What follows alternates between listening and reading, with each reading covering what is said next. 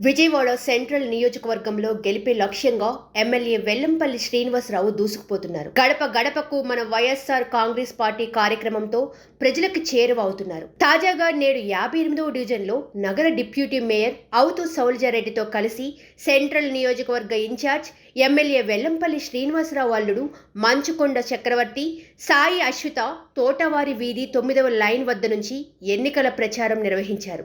ఈ కార్యక్రమంలో ప్రజాప్రతినిధులు, కార్పొరేటర్లు, ఇన్ఛార్జీలు, వివిధ నామినేటెడ్ హోదాల్లో ఉన్న నాయకులు, పార్టీ నాయకులు, బూత్ లెవెల్ ఏజెంట్లు, సచివాలయం కన్వీనర్లు, గృహ సౌరథులు, కార్యకర్తలు, అభిమానులు పెద్ద ఎత్తున పాల్గొని కార్యక్రమాన్ని విజయవంతం చేశారు.